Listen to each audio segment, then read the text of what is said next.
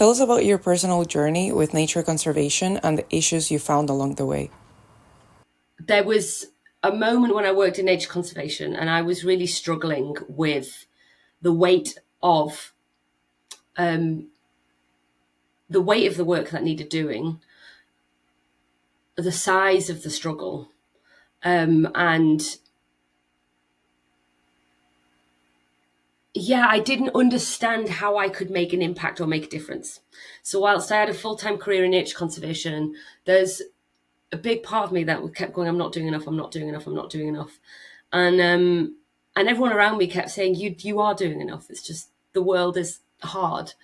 And I was just like, I hear what you're saying, and logically I get that, but that's not what I'm feeling. And I'd spent a good year trying to needle into understanding the sense of not doing enough. What's my purpose?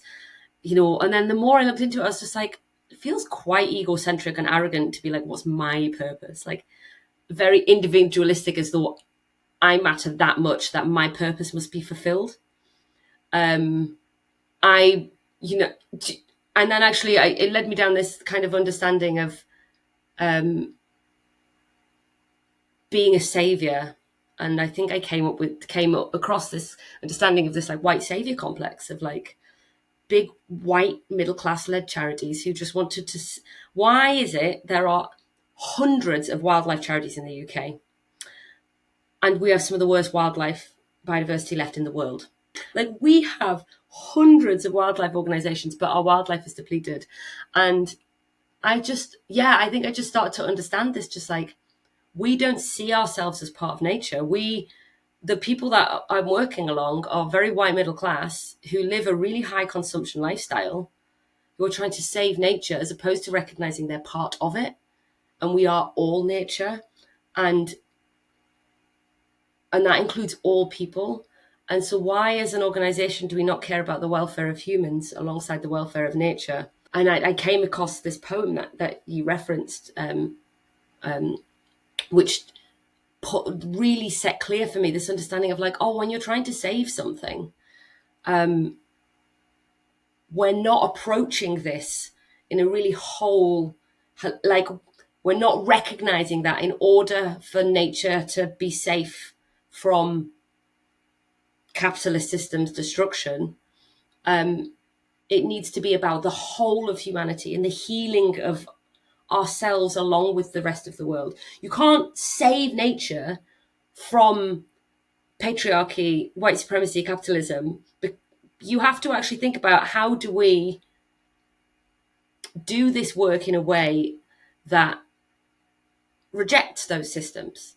And in order to do that, we all equally matter. And to be in service to the natural world is to also be in service to ourselves as a species, and to care that we matter too. And our relationship with land and nature all matters. But if we're going to put ourselves up here and save the poor little things down here, we're using the same ideologies that suppressed nature to the point where it's a resource.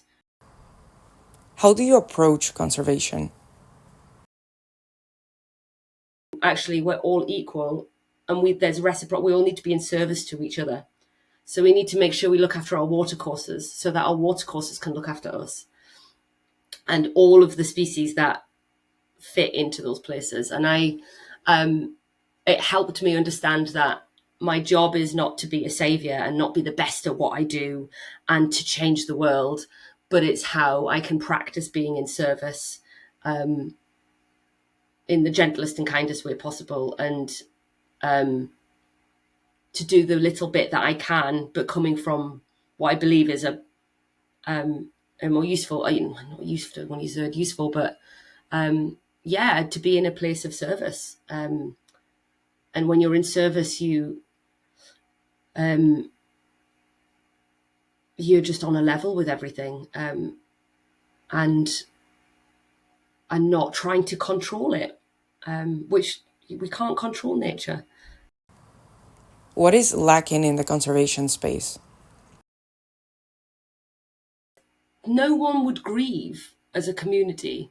And even to the point where I remember I had to lead a meeting at our head office, and I was going to facilitate a session. I was facilitating the introduction meet and greet. First of all, I suggested everyone that we go outside and sit on the grass and be grounded. And people were like uncomfortable. And I was just like, we're here to save nature. These are the best ecological minds in the UK in this room, and nobody wants to sit on the grass. And then the other one was, I suggested that people get in pairs and ask some quite exploratory questions around why they're here, what brought them here. And there was a bit of like a pushback of like, it's a bit too like emotional. And I think when you don't deal with, so for example, if you have a relative that dies, and instead of allowing yourself to feel, which is what people do, they're like, right, we need to organize a funeral, we need to do this, we should sort out the stuff. And actually people go into fixing mode because it's something to do. But a really important part of grieving is to feel. And when you feel how that person was in your life, what changes they made, and you try and remember them and remember the joy that they brought, it really eases, it's good for the grieving. You know, grieving is a really, really important acknowledging and naming the fact that this person has gone now, my life will change now, and I will miss them. And when you don't acknowledge those feelings, you lock them down.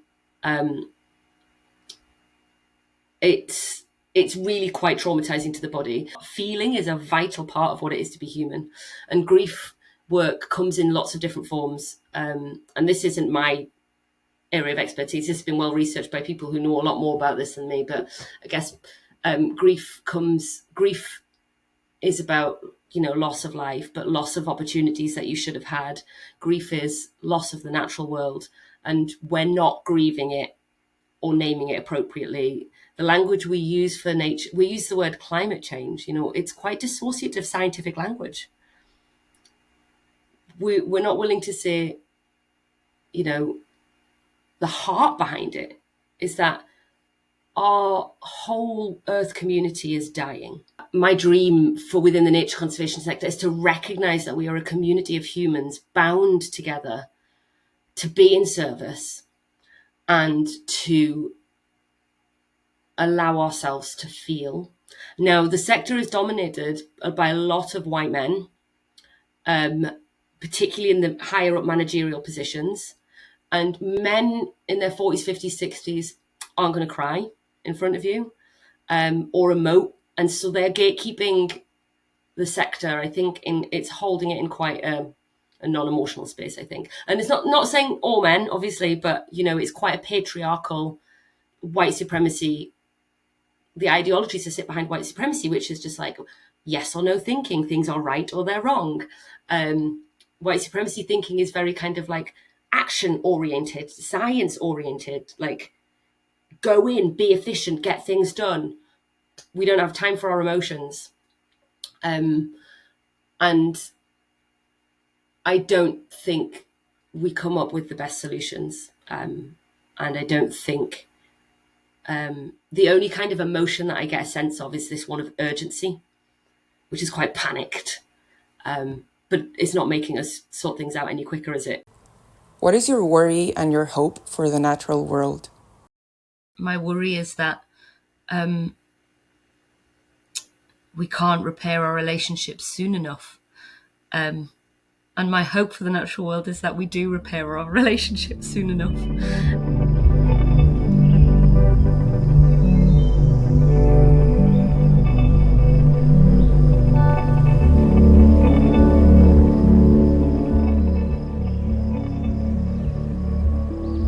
Thanks for tuning in to Rewild Yourselves in Conversation series.